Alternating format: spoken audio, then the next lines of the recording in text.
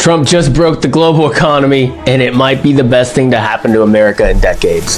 The stock market is crashing. China, Mexico, Canada, they're retaliating. The mainstream media is melting down. But the truth, if you understand what's really going on, this might be the single greatest opportunity of the decade to build wealth. So let's break it down. No fluff, just facts. What's up, big brains? Welcome back to Raise the Bar, where I simplify complex money, legal, and political moves so you can make power plays in real time. I'm Seth Bradley, securities attorney, founder, and investor, and I quit a multiple six-figure big law job to pursue entrepreneurship and a life without limits. Today, I'm giving you the truth about tariffs, Trump's Liberation Day, and how to turn this global shakeup into your personal leverage point. All right, let's get it. Let's start out with the basics. So what exactly is a tariff? At its core, a tariff is a tax on imports. That's right, it is a tax. When a foreign company sells goods into the US, the government slaps on a tax, usually a percentage of the total value. So if a car from Germany costs $50K and there's a 10% tariff, then that car now costs $55,000 to bring into the US. So who pays the tariff? Well, it's US importers, not the foreign shippers. And yes, it trickles down to you, the consumer, right here in the US. But tariffs aren't just taxes, they're economic weapons. And right now, Trump's using them with either surgical precision or as a nuclear bomb, depending on how you look at it. All right, to know where you're gonna go, you have to know where you come from. Tariffs go way back in American history. It's not anything new. And in fact, before the IRS, tariffs were how we paid for the entire federal government, rather than through, let's say, income taxes, property, capital gains taxes, and all these other taxes that we all just know and love today.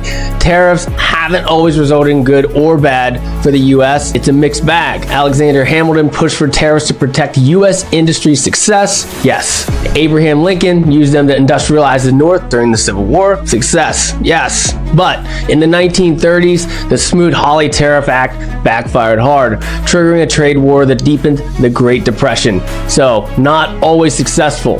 Tariffs can protect jobs and industries, but if they're too extreme or poorly timed, they can tank the economy. So the key, it's strategy. And whether or not you believe in Trump, he's playing chess here, not checkers. Something you never used to associate with Trump is humble, but he has come a long way and is humble enough to at least have some of the greatest economic minds in his corner.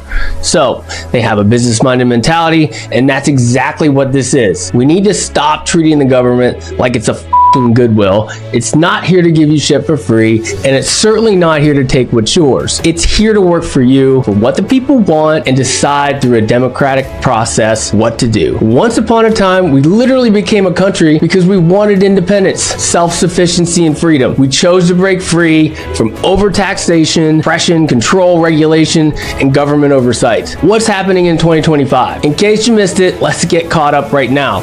Trump has declared Liberation Day and followed up with the most aggressive global tariff policy in modern history. A minimum of 10% tariffs on every import into the US, up to 60% tariffs on China. That changes every single day though. Reciprocal tariffs on all countries. If a country charges us 25%, we charge them 25% back, but that's not exactly true, and we'll get into more of that later. Canada and Mexico, not exempt. This isn't just about China, it's about a full global reset. So the kicker, it's formula-based. Trump's trade team built a publicly disclosed algorithm that adjusts tariff rates based on how countries treat the US exports. It's dynamic, it's constantly changing, it updates monthly. This isn't random, it's calculated economic warfare. All right, next, now that it's in effect, what's happening? Well, you're seeing it. Wall Street is panicking. The S&P 500 is down 14% in the first 2 weeks. Tech stocks are plummeting. Elon Musk just posted on X that supply chain realignment is overdue, and this pain is necessary. Mexico is negotiating. Canada is threatening retaliation, but also showing signs of blinking. China, they're digging their toes in, but there's exports that are suffering. You just won't hear all this stuff on CNBC, but many of these global players are coming to the table. Tariffs are doing exactly what they're designed to do. Force negotiation, good or bad. Trump's move is forcing every country to rethink dependence on the US consumer. And not just that, it's forcing us to rethink how we depend on them. All right, let's set the record straight on a few of these common things that are floating around here. One, tariffs only hurt the other country. That's totally wrong. U.S. businesses and consumers feel the sting, and we are, at least at first. Sometimes you're gonna hear this is just economic nationalism, but that's also wrong. This is about strategic leverage, not about isolating us. Third, it's inflationary in the short term. This is true, but if local supply chains relocalize, prices stabilize and strengthen the domestic economy, and we'll be good to go. But right now, we're feeling it. Next, tariffs can bring manufacturing back. This is true, maybe, and we're already seeing U.S. factories reannounce reopenings in Michigan, Ohio, Pennsylvania, places like that, and we've seen trillions of dollars of investment promises rolling in already. But if this steers us into a deep recession, companies won't have the resources or confidence to build. All right, so what's my prediction? And some of these aren't even predictions because they're happening right now. Our risks: short-term inflation, price increases, stock market volatility, retaliation from trade partners. These things are already happening. So they're probably just gonna escalate for the near future. But the potential upsides: reshoring of manufacturing, massive. Supply chain independence, huge. Massive negotiation leverage for better and, at the very least, equal trade terms. Stronger US dollars, capital flees, unstable markets abroad. Those are all massive positives, but they're not going to happen overnight. So what's my prediction? Short-term pain. Long-term economic sovereignty, but we're entering a serious rebalancing period, and the US is reasserting its economic power. And while it hurts now, this could finally reset the broken trade game that's been bleeding our economy dry for decades and would eventually take us down. All right, so what do we do about it? We need to capitalize. So what are the 3 smartest ways to capitalize on Trump's 2025 tariffs? There are lots of unknowns and unpredictability in business, but one thing is always true. When there's panic in the streets, there is massive opportunity somewhere, and there's going to be wealth transfer. For those with cool heads, fortitude, and discipline, we can win. So what am I doing, and what can you do to capitalize on all of this unpredictability? All right, strategy number 1, invest in U.S. manufacturing and infrastructure. Tariffs equal a return to American made. Full stop. Trump's reciprocal tariffs aren't just economic sanctions, they're a forced reshoring event here in the US.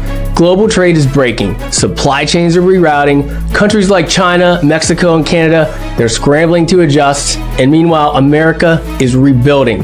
This is your moment to build wealth while the rest of the market panics. So how do we actually do this? Play number 1, invest passively in the US in industrial and infrastructure projects. Tap into private equity funds, syndications, or REIT alternatives that focus on, of course, manufacturing facilities, US-based supply chain logistics, cold storage, and warehouse assets. Transportation, freight infrastructure, that stuff works too. These funds are just pouring into the reshoring initiatives, not just from the government, but from Fortune 500 companies rethinking their risk exposure. Play number 2 for my capital raisers out there: raise capital for experienced sponsors in the same space. If you're not the operator, but you've got a network, become a capital aggregator. Use SPVs or fund of funds models like TribeVest to compliantly pool investor capital into high quality US industrial and infrastructure deals. Bring your network along, bring limited partners into deals with better terms, higher leverage, and strategic upside. Focus on experienced sponsors. Of course, do your due diligence. Make sure they have a track record in industrial real estate or, again, critical infrastructure. All right, play number 3. If you have the resources, buy directly. Also got to have the know-how, right? Focus on manufacturing assets, warehouses near growing ports, logistics hubs, things like that. Make sure you have a boots on the ground partner if it's not you in that local market. Think markets like Columbus, Kansas City. These cities are turning into mini powerhouses as global shipping patterns shift inland. Bonus play: buy dirt where the roads are going, right? So if you're into residential and you don't know anything about industrial and you're not comfortable with it, think about residential and mixed-use land near inland ports, new highways, industrial corridors, growth zones, things like that. These plays won't necessarily cash flow day 1, but they will appreciate like crazy over the next 3 to 5 years as that infrastructure is finally built out. Strategy number 2, energy independence investing. If manufacturing is the body, energy is the blood, where are you going to power this thing from? Trump's tariffs are slamming foreign oil and renewables equipment, and that gives domestic U.S. producers,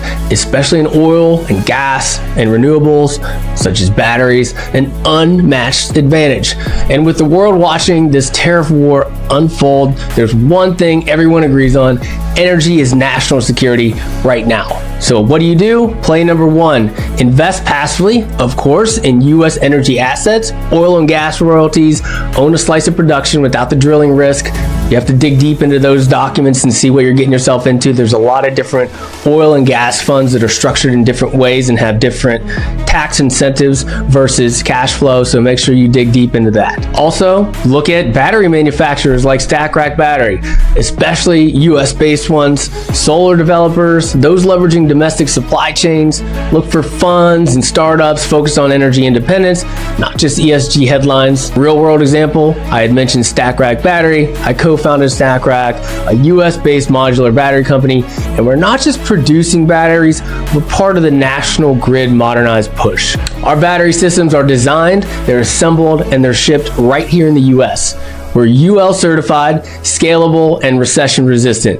And tariffs just gave us a built-in moat. This is exactly what happens when policy meets opportunity. You just have to open your eyes and find those right opportunities. And a bonus here, tax credit tailwinds. The US is still offering massive tax credits under the Inflation Reduction Act, for now at least. Pair that with import-based price increases, and you've got a once-in-a-decade profit window. And building on that, what's your capital aggregator play? If you don't want to operate, partner with fund managers or sponsors deploying capital into these sectors. Be the legal, the capital raising, or the strategic partner in high demand, government-backed, tariff-fueled energy projects. My law firm, Raise Law, can help you build any capital raising structure you can imagine, so feel free to reach out. All right, strategy number 3, back or build AI-driven alternatives to offshore labor. Tariffs don't just hit goods, they hit services too. Let me explain. Think about it. If China, Mexico, or Canada are now more expensive to work with because of reciprocal tariffs, that raises the cost of offshore labor. So enter what's happening right now: AI, automation, US-based software. This is your moment to kill the middleman, reduce labor costs, and automate what is already going to be offshored. This is your moment to kill the middleman, reduce labor costs, and automate what was once offshored in different countries. So here we go. Play number 1, build or invest in AI tools that replace outsourced labor. Think about jobs like customer service, document review and data entry, logistics coordination, manufacturing floor labor, things like that. It's not sci-fi. The LLMs and the manufacturing robotics are ready today, and the opportunity is right now. All right, so step-by-step action plan. Identify high-friction outsourced tasks that just got more expensive, right? Next, what's the capital aggregator play? Partner with early stage AI founders or companies, use your network, expertise, or capital raising chops to make strategic investments, or even try to leverage an advisory equity position or a role in the startup in these sectors. I've done it, and feel free to reach out and I can tell you more about how I've done it. So, pro tip though, don't just invest in AI for the sake of it. Invest in AI that displaces foreign labor. That's where the pressure is. That's where the real value will be.